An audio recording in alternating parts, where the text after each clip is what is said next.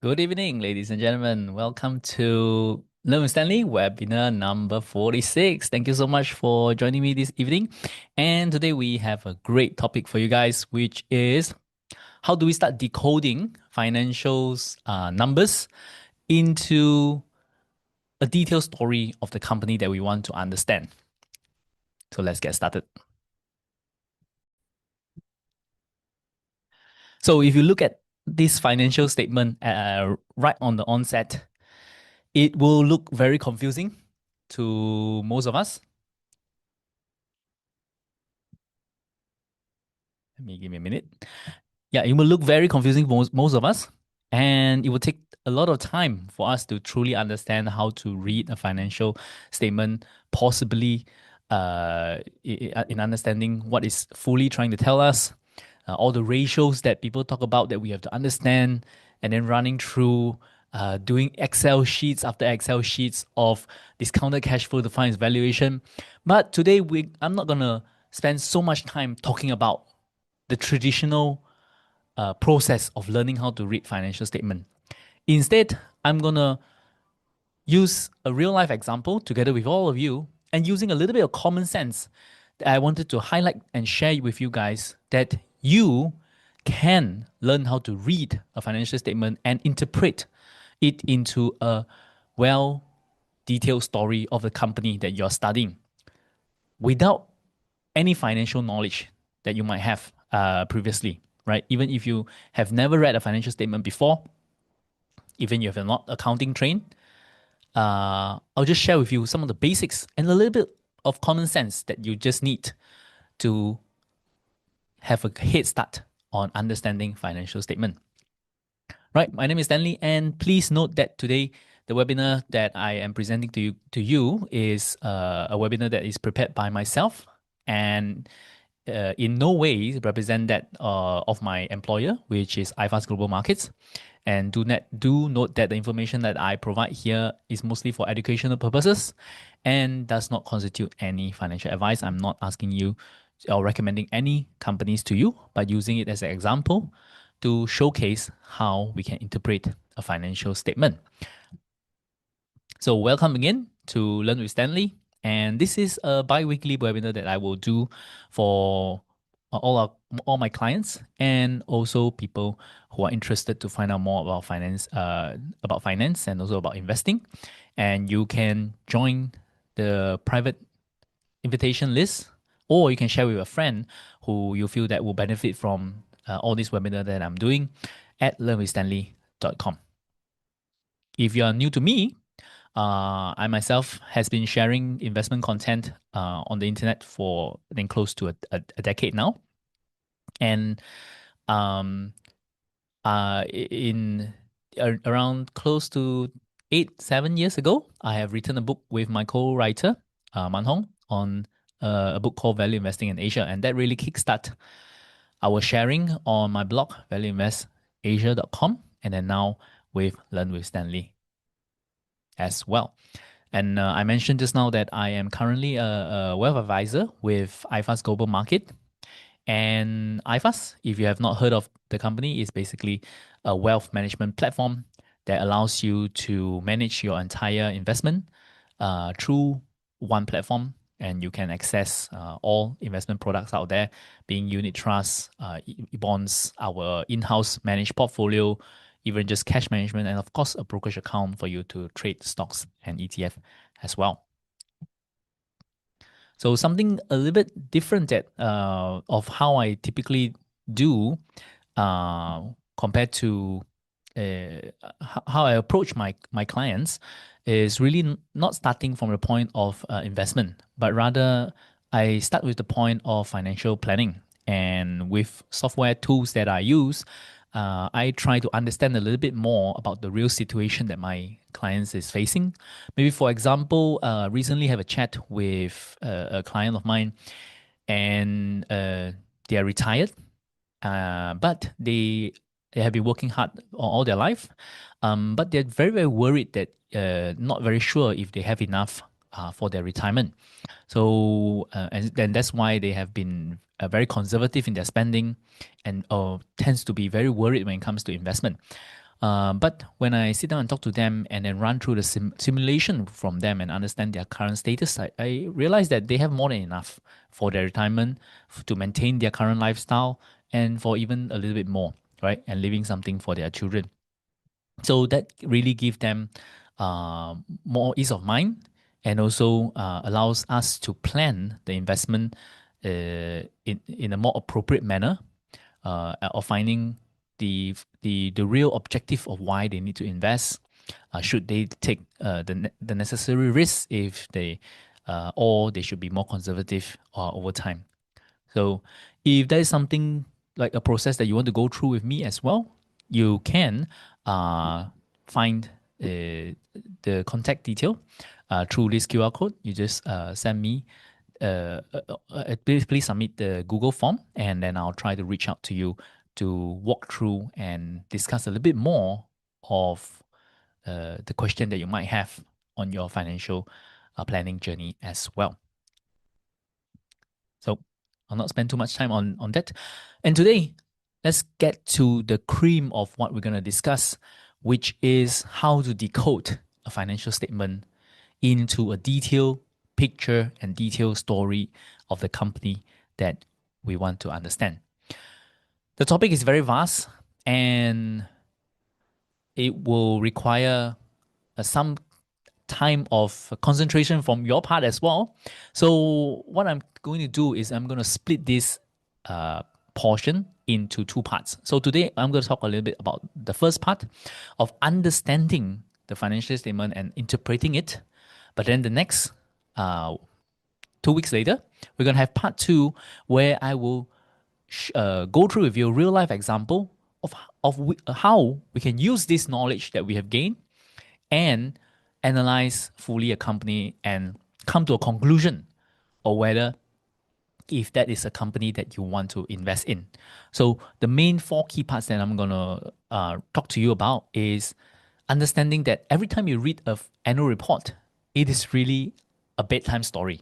And I have spent close to 20 years now reading annual reports, hundreds and hundreds of them, to the point that now, most of the time, if I look at the financial statement and look at the annual report, most of the time within 5 minutes, I would be able to at least know that if this is a company worth my time, and if this is a company that I should be investing more time in to see if it is an opportunity to invest, right? As you become more and more experienced, you'll be able to siphon through and filter out companies that really worth your time, and zoom in to invest in only the company that suits your investment strategy, right? Those includes understanding the income statement, the balance sheet, and of course the cash flow. And then from these three financial statements, just three financial statements, how we can put it all together to tell a real story of a company. And of course, in the next part of the webinar, we're going to run through real life example of just how we can do that. Okay, so what is an income statement? An income statement is one of the most important part that we should look at when we are looking in an annual report of a company. And why I'm showing you this short clip is because in my mind, income statement is basically a short video of what the company has done throughout that year, right? And that is the key thing. Income statement is recording a period of time, the activities of a company across a period of time. And most of the time, most of that, the period would be a one financial year, which is 1 year, and that could be from January to December. It could be from July to June. It depends on where the company marks their end of financial year, and typically every single year, the income statement will show us how it performed over that period.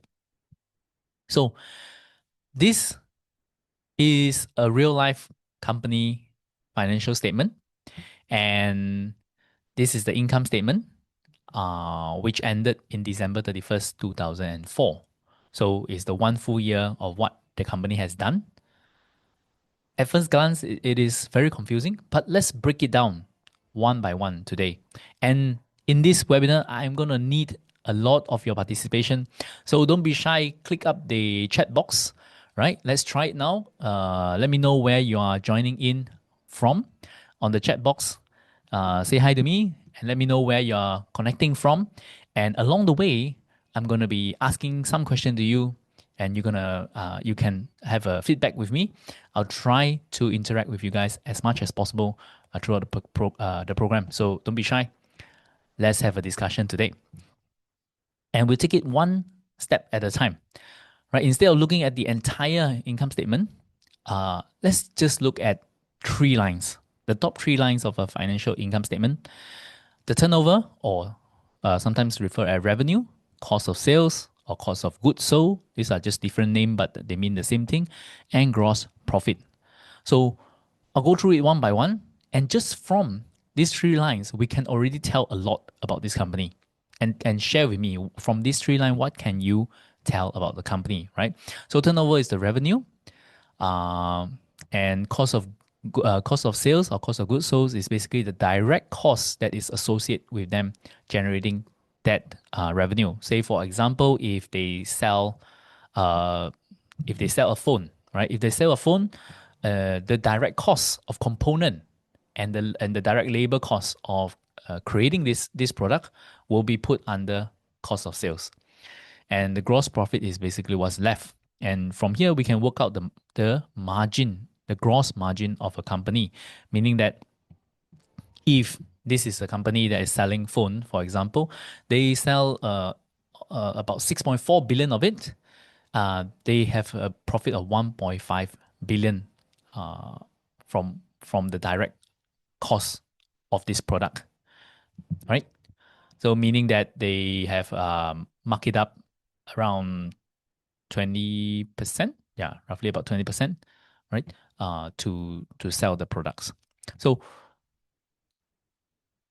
let me know, what can you learn from just three lines and the 2023 numbers and 2024 numbers of the revenue, cost of sales, and gross profit of the company.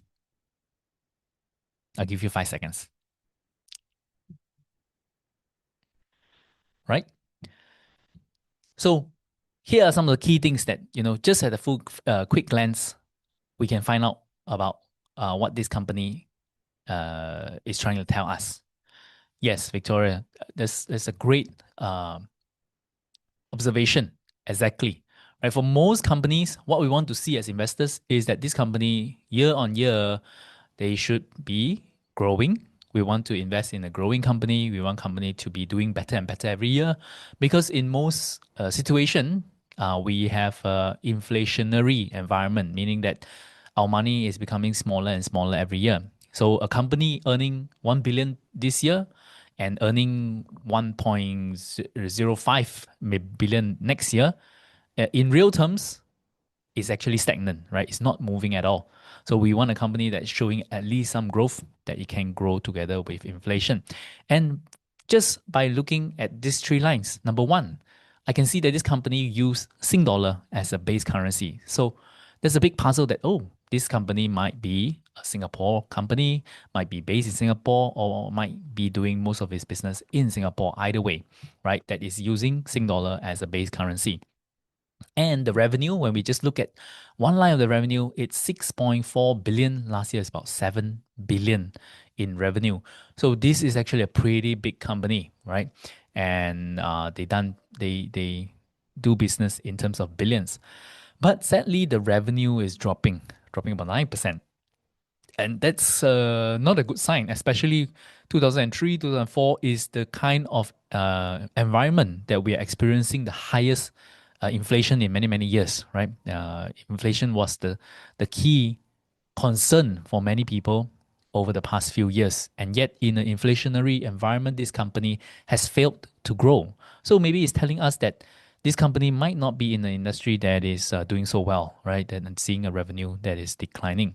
And not only that, its gross profit is also declining, but the gross margin actually improved. in 23, 22, sorry, 22% to 23.5%.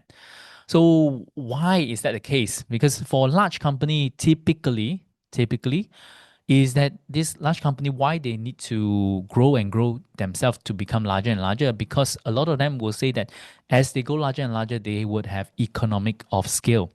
And if they have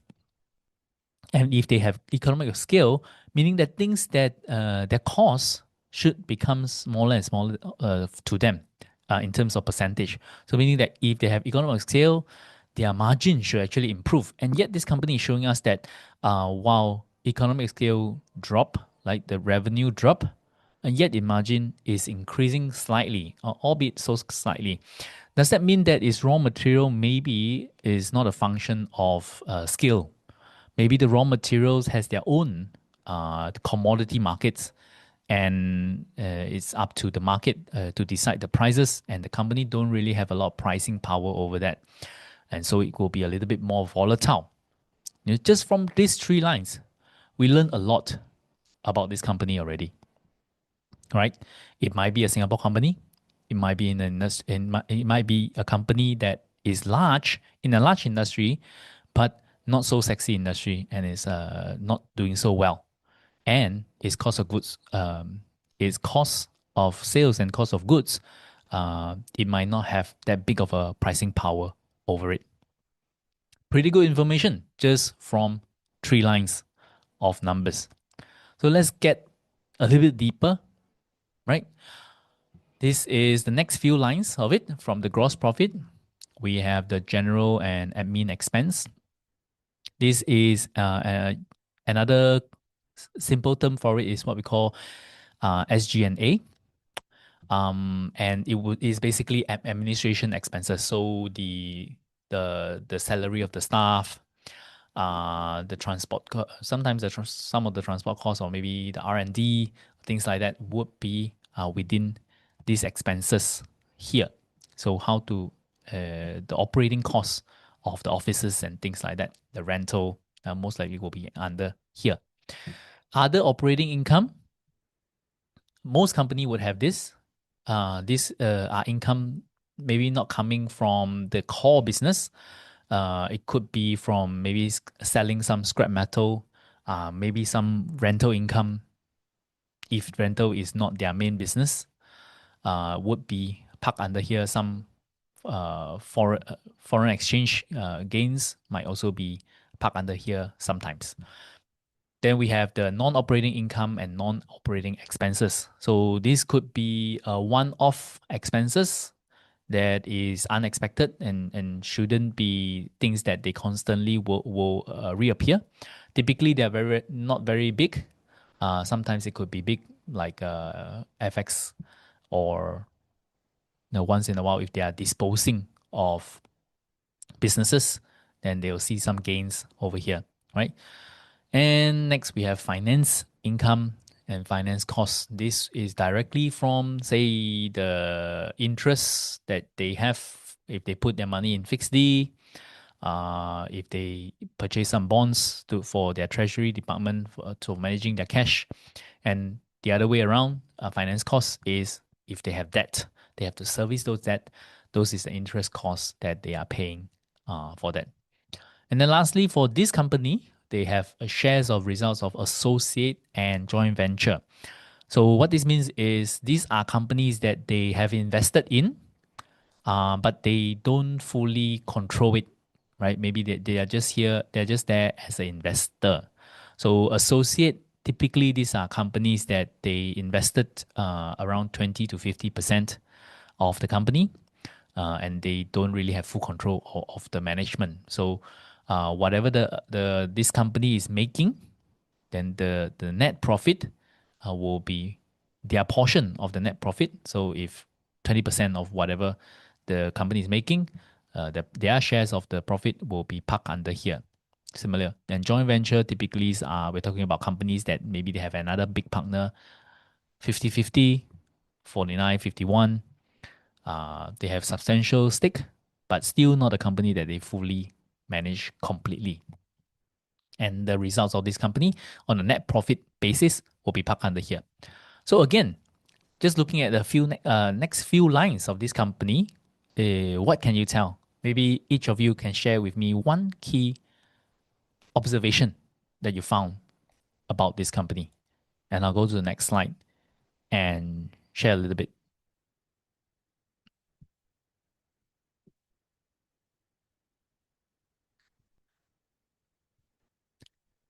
Those of you who has just joined in, feel free to click up the chat box and then make a comment, right?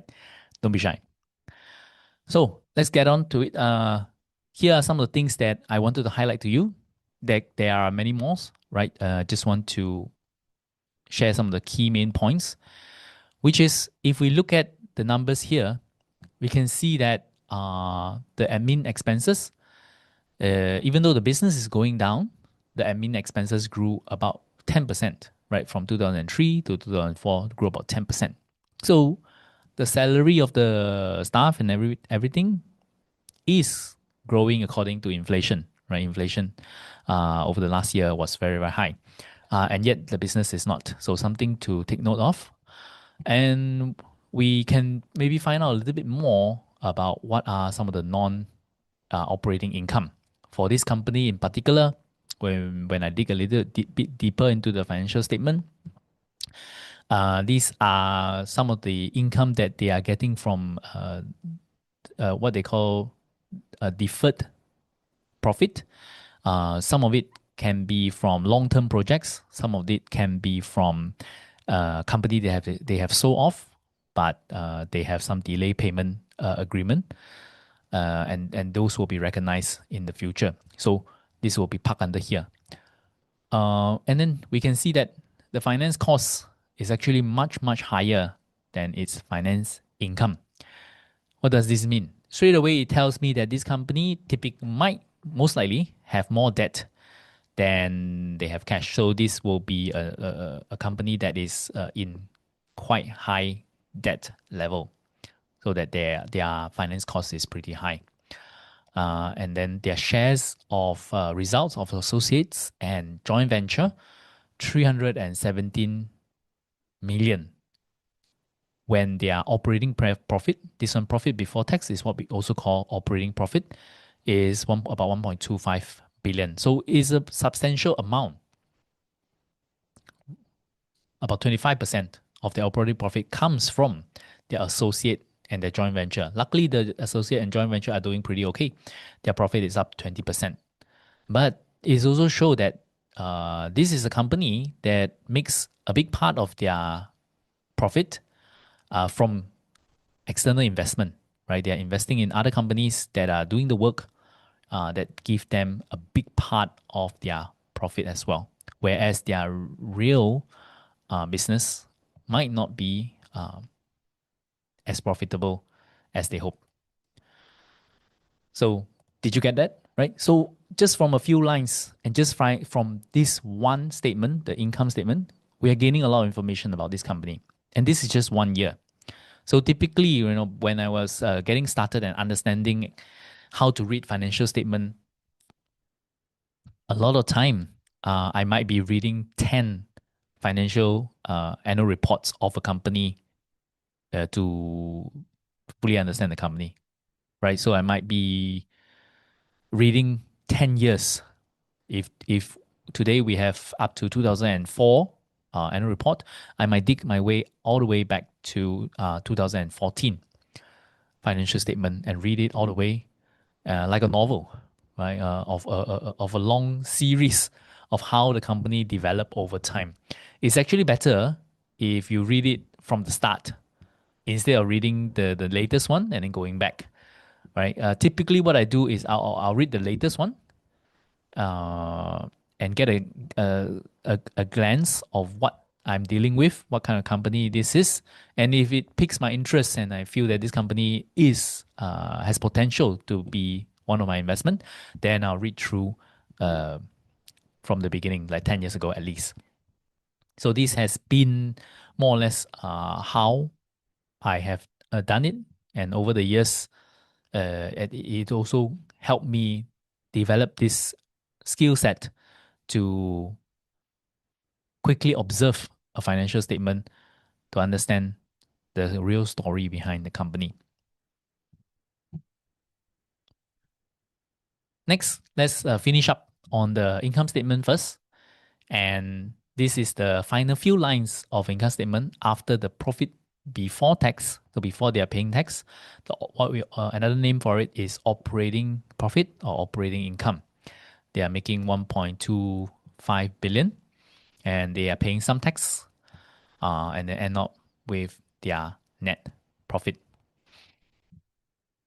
They have an interesting line here called loss from discontinued operation. Typically, most company wouldn't have this line, but they have for this one they do.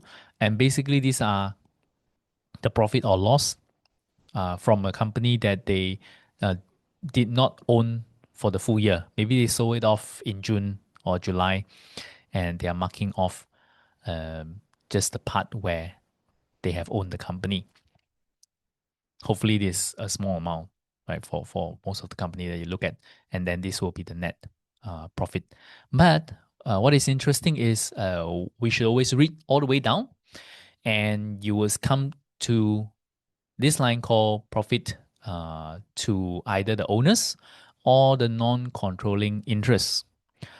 So the owners is the investor. So if you're invested in this company, you are the owner to this company. And what is due to you is actually this number, 1.011 billion, instead of their net profit, which is 1.036. And they have some external parties, external investors that have earned about, this is 25 million from the entire pie. Why is that the case? I'll share a little bit more, but just from these few lines again, what we can gather and what we information that we can find out more on is that the from both sharing, the tax rate is only about 16-17% or even less sometimes, right? It is of course, tax calculation is not direct from the profit before tax, right? There are other adjustment needed. But this is a good gauge, right? We are not the accountant, so we don't need to go into too much detail of how to adjust for it to find the real tax rate of it. But this is good gauge for us that the tax rate is around 16-17%. And again, it gives us the idea on which jurisdiction is the company operating in. Um, right? Again, highlighting the fact that it could really be a Singapore company with the tax rate around that range. Next, they are selling some companies, and it seems that they have sold some company in 2023 as well. What's it could mean that maybe this company is going through some restructuring. Why are they selling some company every single year? Why do they have so much non-controlling interests in associate and JV? All these are giving some clues of us understanding this company a little bit more. So if right now, when we look at the company that earning about 1 billion from a revenue of 6.4 billion just now, we're looking at a company that is generating a net profit of about 16-17% on a net basis. Seems pretty good. But if we adjust away the profit that's giving us from joint ventures and also from associate, because remember, in those numbers, it is only showing us the net profit straight away, right? It doesn't give us the revenue of all these associate and joint ventures of what they're doing. So in a way, if they have very, very high profit coming from associate and JV, it inflated. It give us the illusion that the profit margin is pretty good, 16-17%. But if you adjust it away, the core business, they're earning about a 10-11%. They're still decent, but hardly, in the range of 16-17 net profit region. CH, you're asking a very, very good question. I'll just read it out for the benefit of everyone. You're asking that why is the sale of a business showing negative here? So this is actually not showing that the business that they sold at a loss, but rather it is the business that they have sold. So maybe this is a business that they sold in June. So they only operated this company for 6 months, and within these 6 months of this company that they have sold out, right? This company has made a loss during that period because that period where they are still under control, that period they have made a loss of about 9 million during that period, and the business they could sell it for a loss, they could sell it for a profit. Those will come inside here, right? It could go into non-operating income, or it could go into non-operating expenses if they have make a losses uh, by selling the company based on what is declared on the books, right? That's a little bit more detail, but extremely good question. Thank you for asking that. Okay, so these are some of the key ideas that the company would show us just from one statement. So we only go through 1 year of financial statement, and we know pretty much a great deal about this company. This could be most likely a Singapore large cap company in the industry that is maybe not doing so well, and a company might be in the midst of doing some restructuring, right? They're moving the asset around a little bit, and a big part of their profit actually come from their investment outside, right? I wanted to highlight also that financial statement is a product of some liberty of interpretation from management, right? So no two account is exactly the same because the management of different companies might give different assumption to interpret the business, some leeway of how they want to interpret their business, right? And although most of us, we just take it as face value, but there are ways that the company could throw us off when they're doing their financial statement. So sometimes, for example, if a company wanted to boost their revenue, right? Say maybe this year, their management KPI is based on the revenue of the company. And to the management, they just want to boost as high of revenue as they could, right? Not caring so much about the bottom line. So sometimes they can maybe reduce the margins of the company so to boost volume and then increase the revenue up. And we can tell that by the decreasing margin that they're facing. Or a more common approach that company do is extending longer and longer credit to their customers, right? Especially if they're not in the retail space, uh, if they're into the B2B business, maybe most of the time they're giving a 30-day credit term to their customers to boost volume. They'll say that, oh, we're going to give you 60 days, 90 days credit volume. So why don't you take more from us? Because this offer only lasts for the next 15 days. And so from that, then they will boost the revenue up, but uh, customers might not have paid them back. And that could lead to a number of mismanagement as well if taken too far. So there are many, many tricks that companies will throw us off. And it is something that as we read more and more, especially when we read from the past years all the way up, and you'll see how these things unfold, right? Some of the my key hobby in the past is reading up on companies that has gone into crisis or are caught having some caught in a fraud. Then I'll look back, right, before everyone found out. How are they reporting their financials?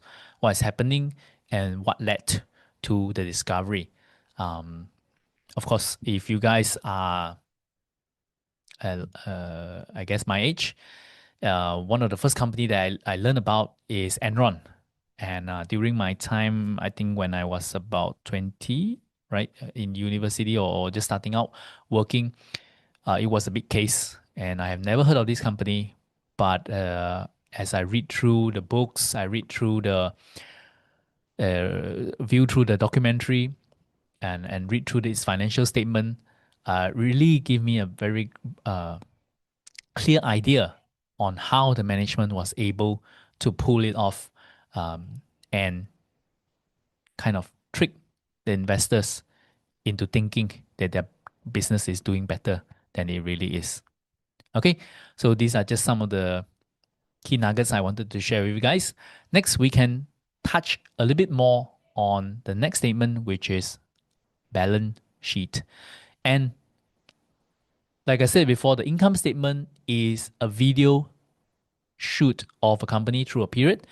And in the same context, the balance sheet is actually a snapshot of a company frozen in one particular time, right? And this is basically a snapshot of the company on the day of December 31st, 2024, right?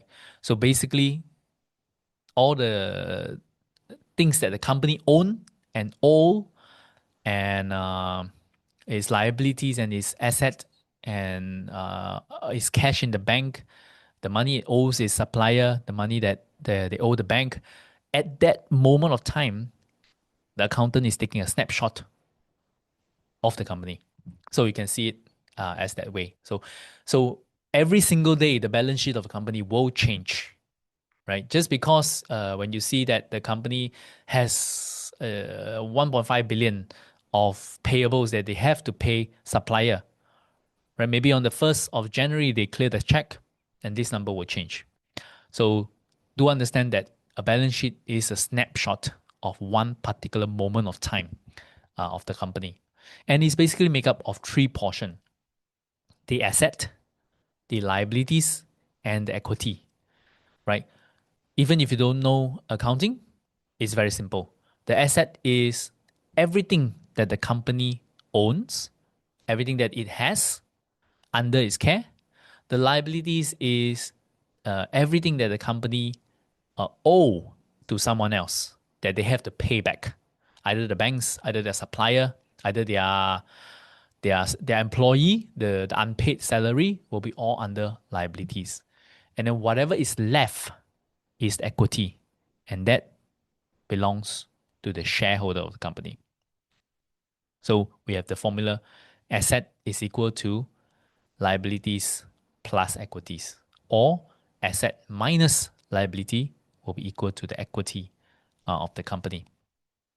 So you see many lines, and we'll take it one step at a time as well. Because there are a little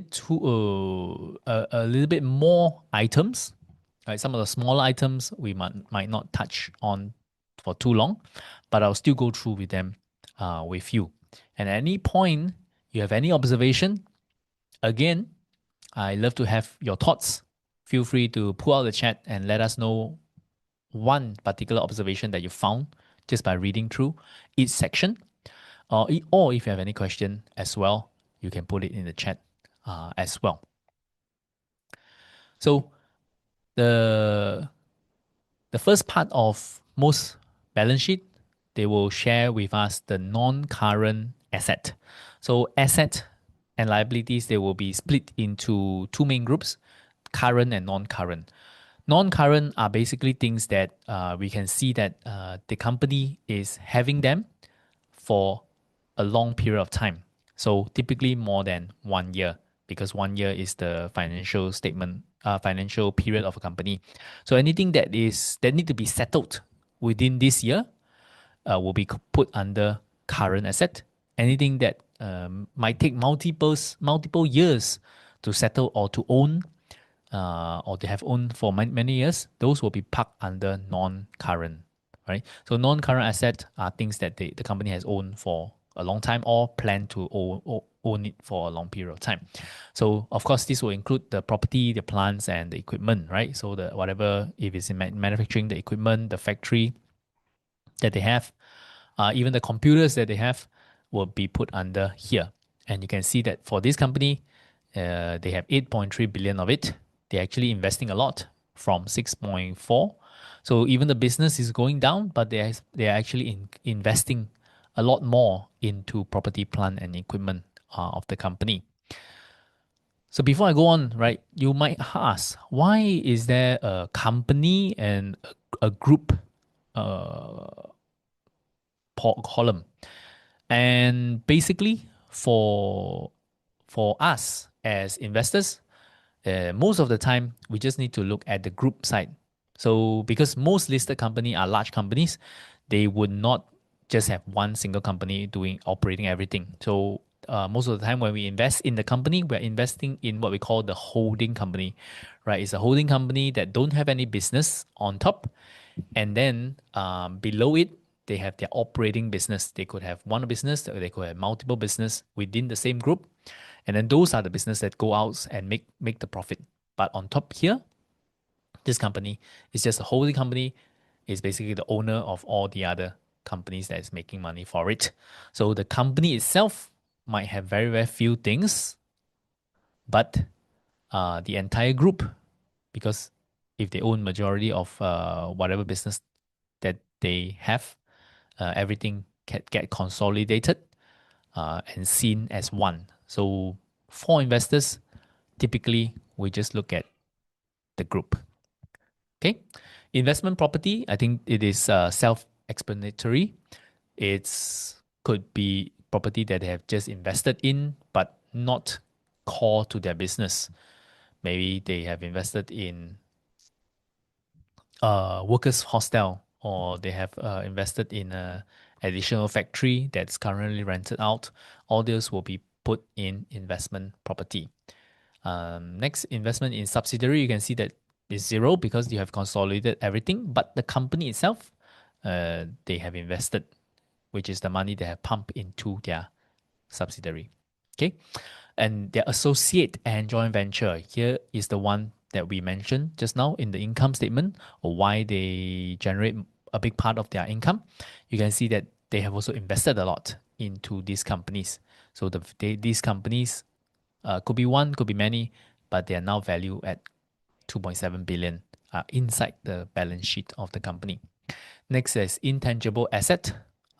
These can appear in multiple ways, but for the most part of it, I would say that we just see it as a accounting adjustment. Basically, if they have invested in a company above their valuation or above their book value, in order to balance out the asset and the liability side, uh, they will need to account for something called intangible asset. Or it could be something that is real tangible, such as a patent that they are valued, that's put under intangible asset, right?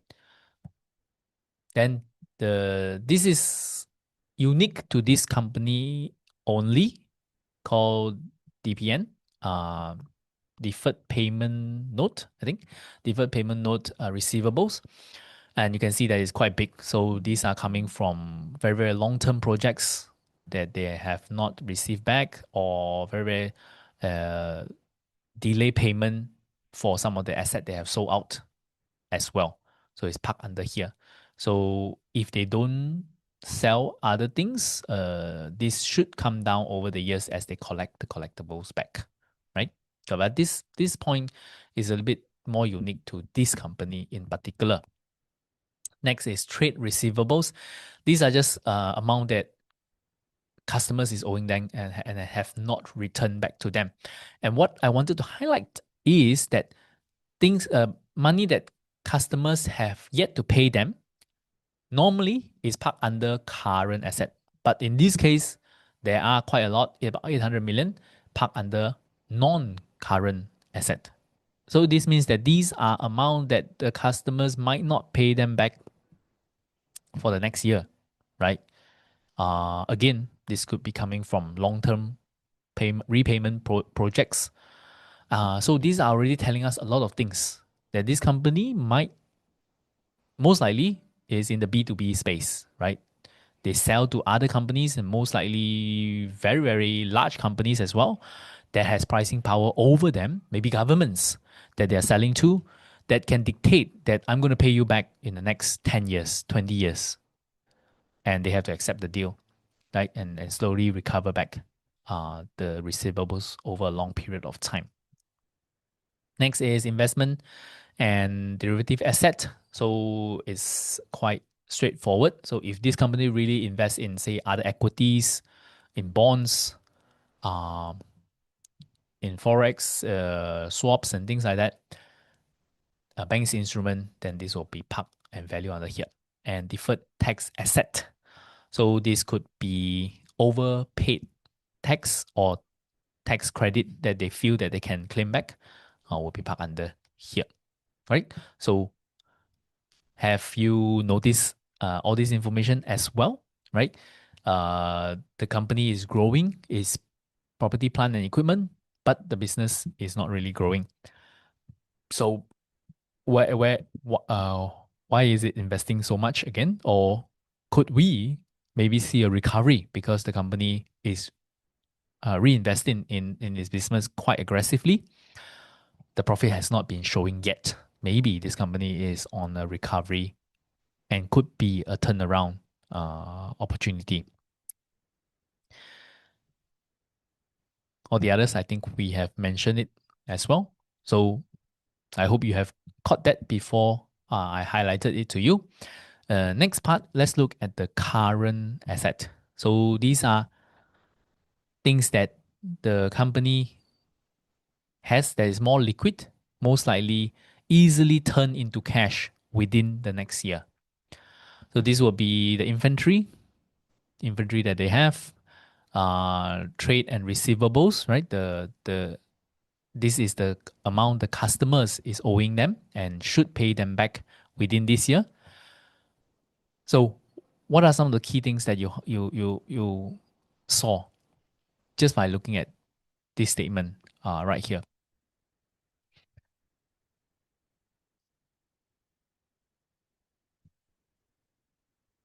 I'll give you a minute to think, but I'll go through with all the every single line as well. First, contract asset, meaning that these are contract that is done, but they could be still collecting some money left.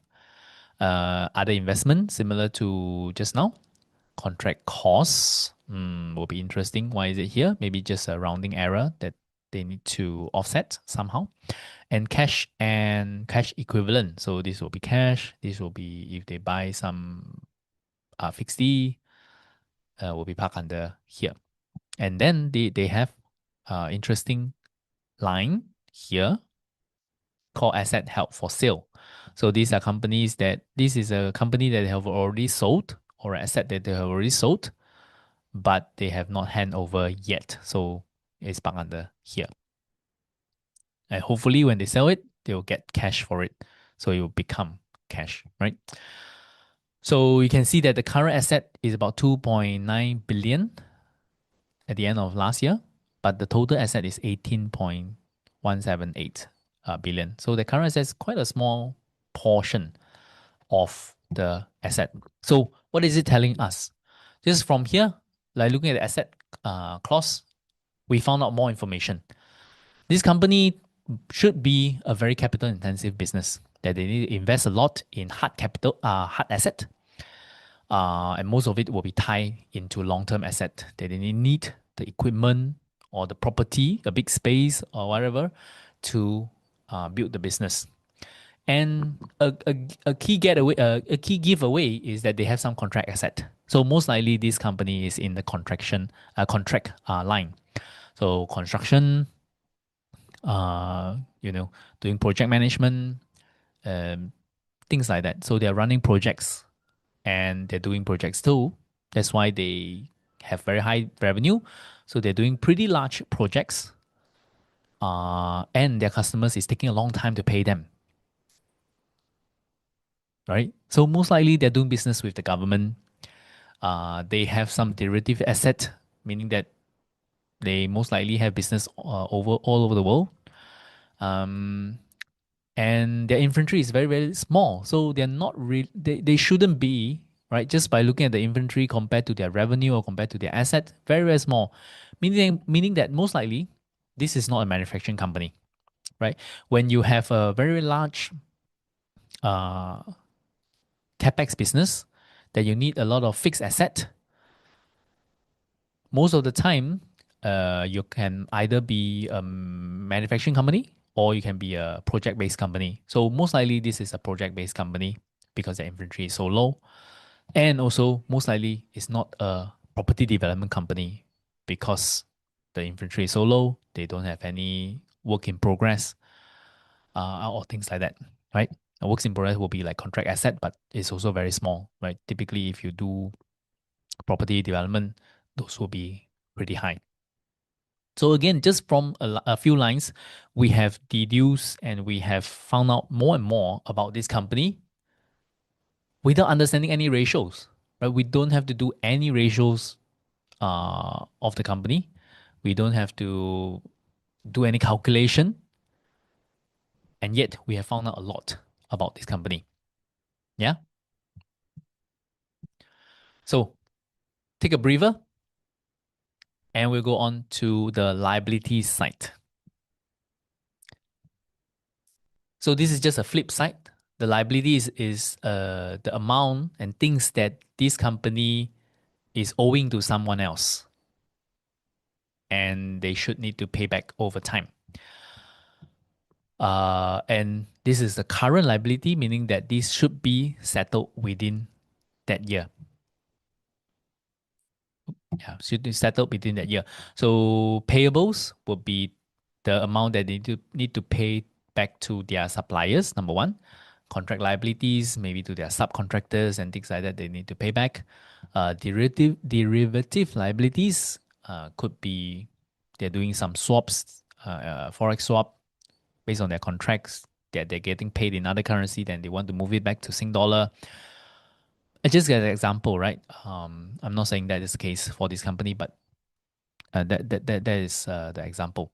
Provision, um, some warranty that they might need to provision for, some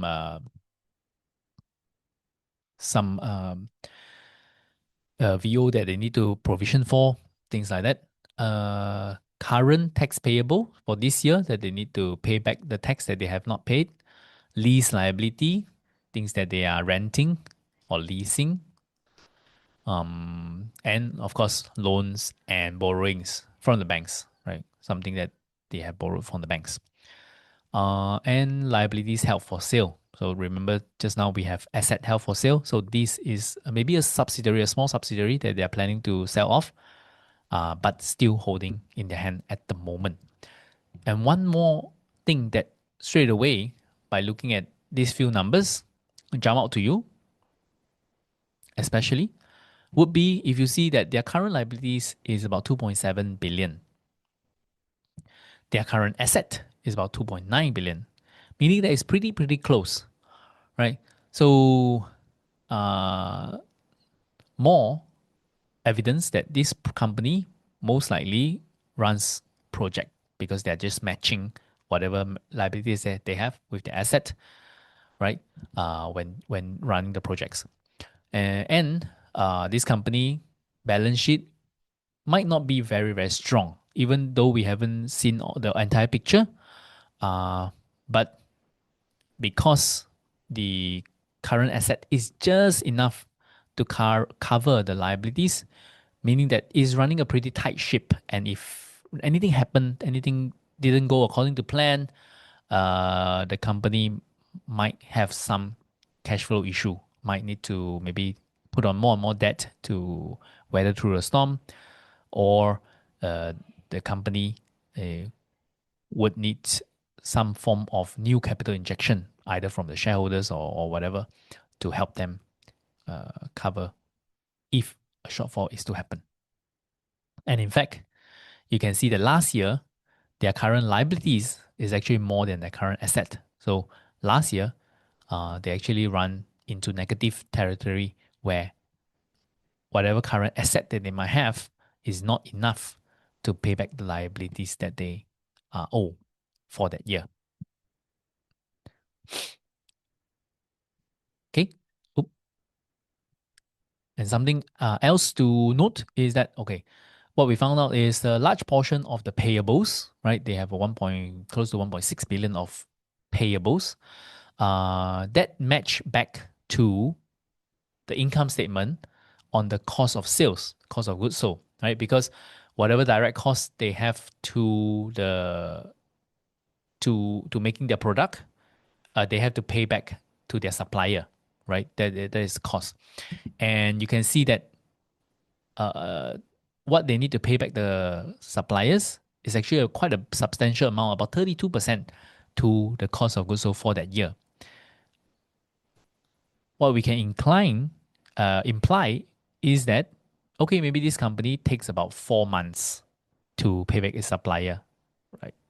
4 times 3, 12 months, right? Because 33% of it is currently sitting in their payable books. So maybe every 4 months they pay their supplier, so then they'll clear the cost of goods sold 3 times a year, 33, 32 times 3, roughly about 100%. These are just some deduction that we can come off with. And contract liabilities and provision highlight to us that there might be some sort of warranty, right? So after their projects, they need some sort of warranty for long-term projects. And most of the business still funded by loans and borrowing, which is a pretty high number. Yeah.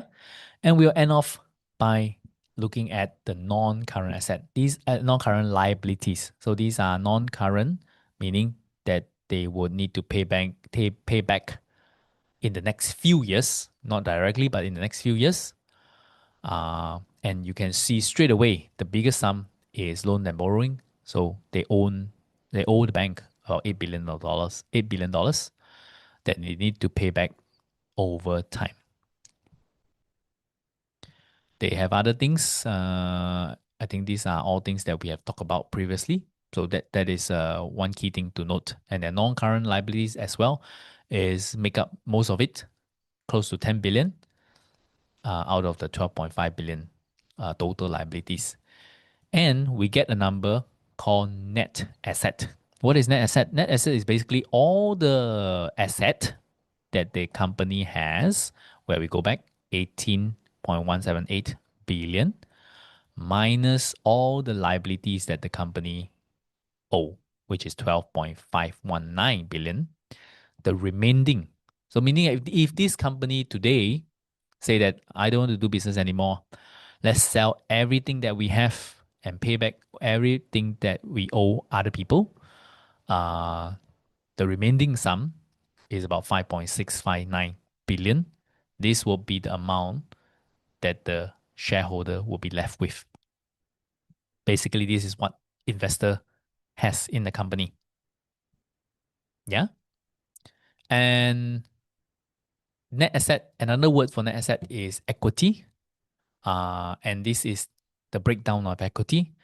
Typically, for investors like ourselves, it's not that important, right? The equity is our portion. The equity, but something to note for this company, because they have something called non-controlling interest. What is due to investor that investing in this company is actually the equity minus off the non-controlling interest. And so why this non-controlling interest come up is when they have a case like this, right? This could be the company that we are investing in over here, the holding company, and somewhere along the line in their subsidiary, they have a company where they maybe only own 98% and they don't own 2%. 2% is outside party. But when they do up this financial statement, they will count this subsidiary as 100% because they control it. So they would put everything together as 100%.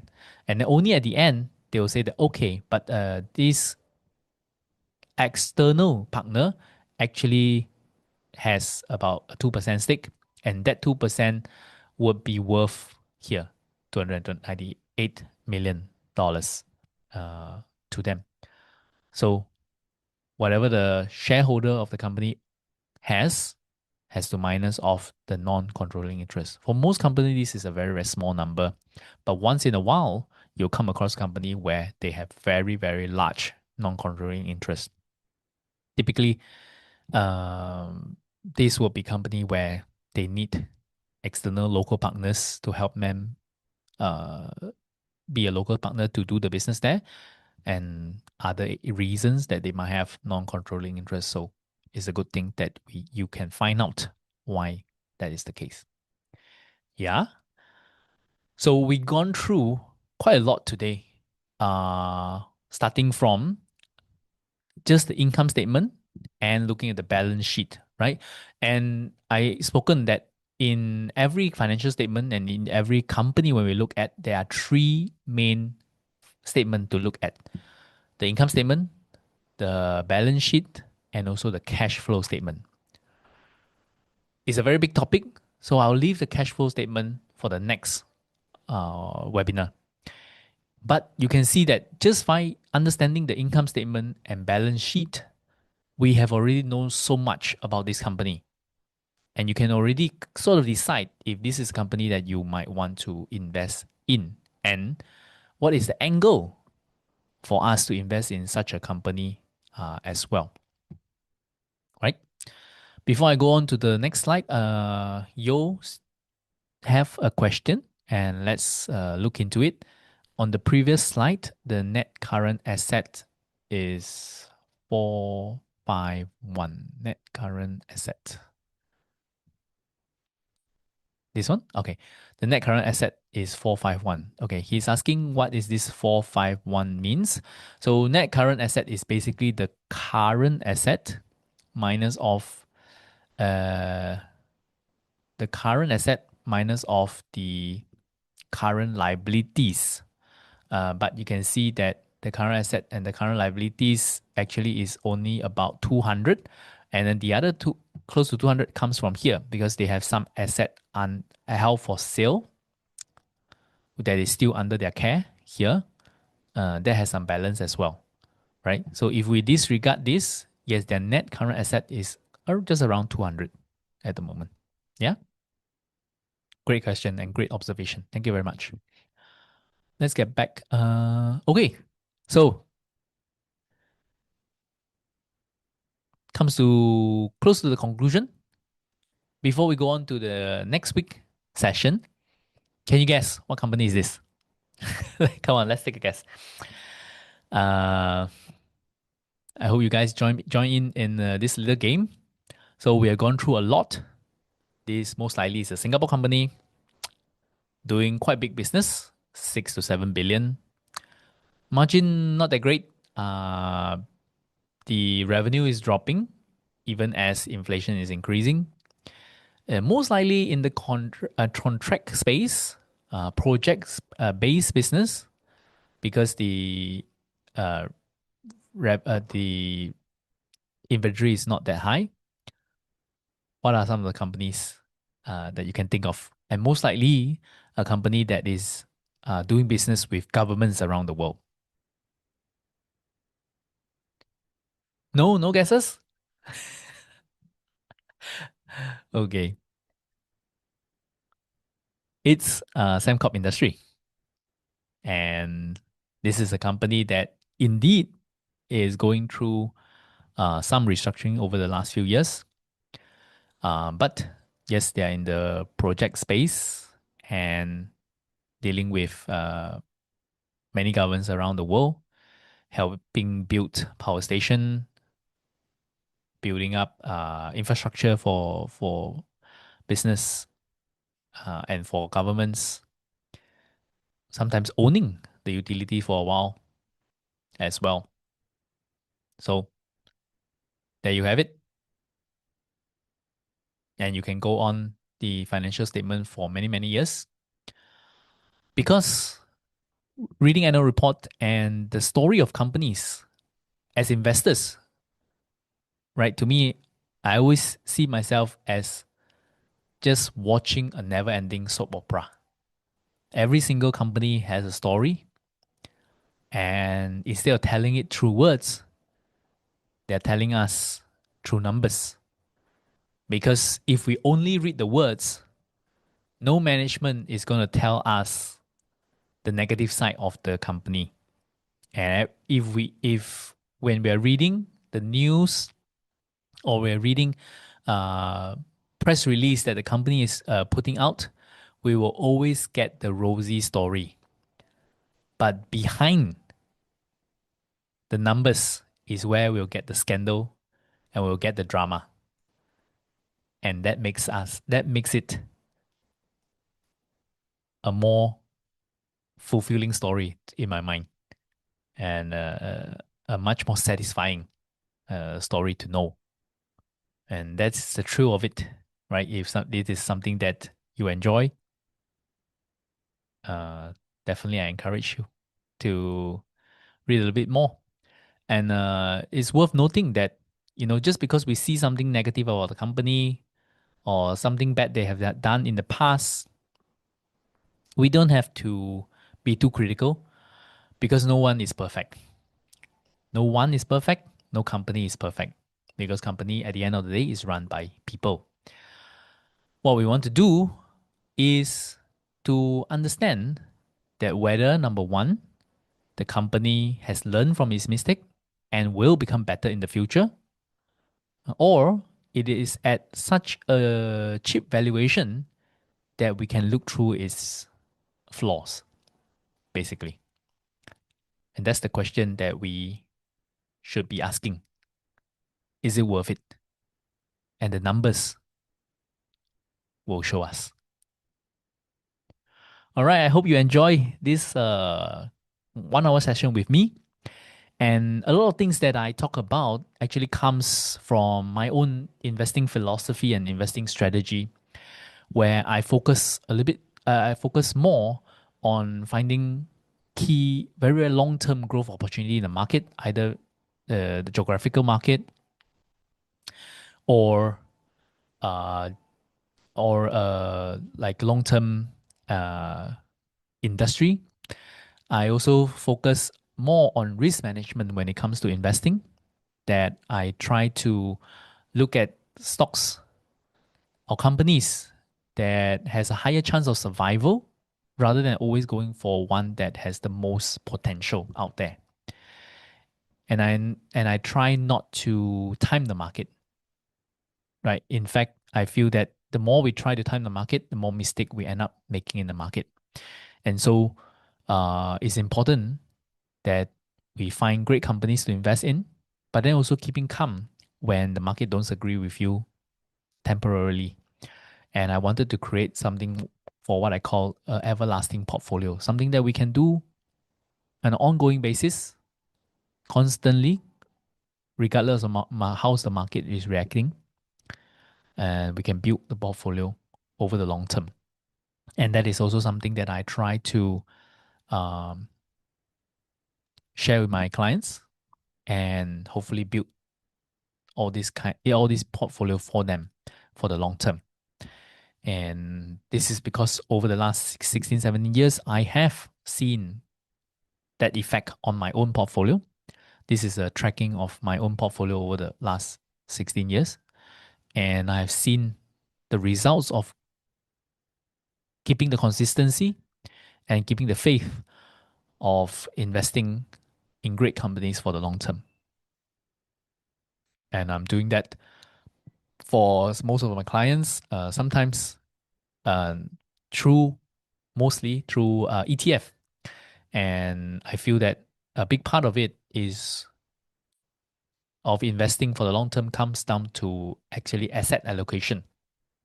And ETF is one of the most cost effective and also safe way for us to manage such a portfolio to invest in industry that is is doing well for us and in the most diversified and cost-effective manner, right? Thank you so much for your time. Uh, if this is a discussion that you wanted to speak with me on a one-on-one basis more, right, on understanding more about helping you come up with scenarios for your own situation to plan out what you want to do with your investment or how we should go approach your investment, I encourage you to reach out to me through either this QR code or you can click on the link in learnwithstanley.com. If you just go to my website, learnwithstanley.com, and scroll down, you'll see this financial free check symbol. When you click on it, it is a Google Sheet that you can fill up for me to reach out to you, right? And thank you very much. My name is Stanley, and I do work with iFast Global Market, and we are based in Johor Bahru. And if you are in the area, you can also reach out to me. If not, you can always continue to follow me at social media. And mainly, I share through these three channels, either my LinkedIn, my Facebook, or my YouTube. You can find all the links at learnwithstanley.com.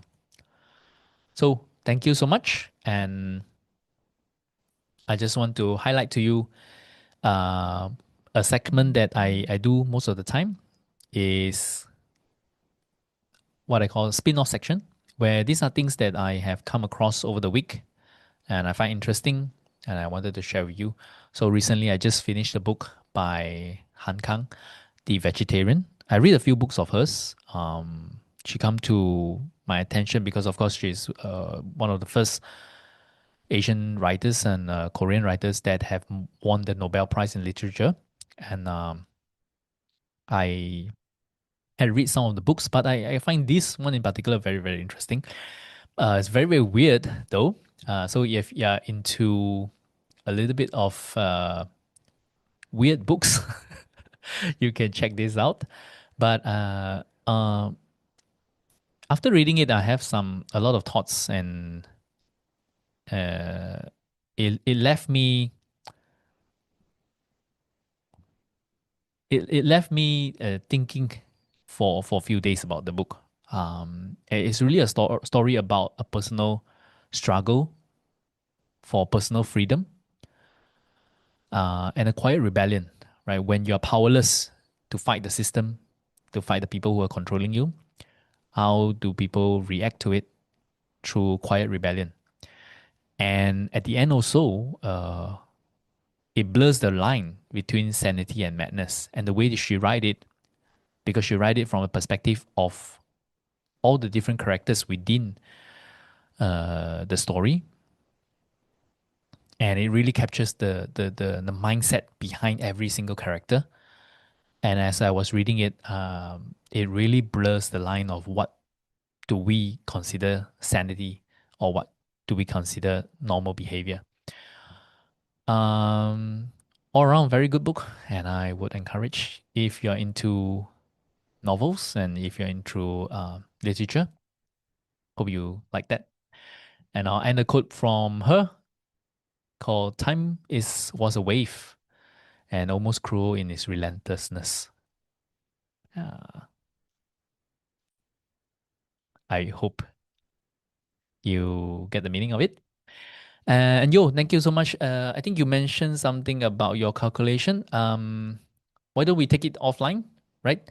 And I'll chat a little bit more about you too, if you are interested to know more about how the details on the financial statement as well.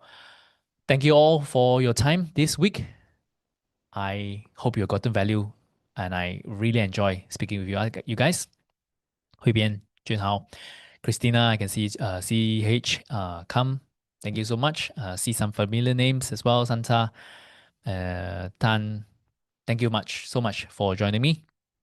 And I hope to see you in the next webinar. Till we meet again. Investively, guys.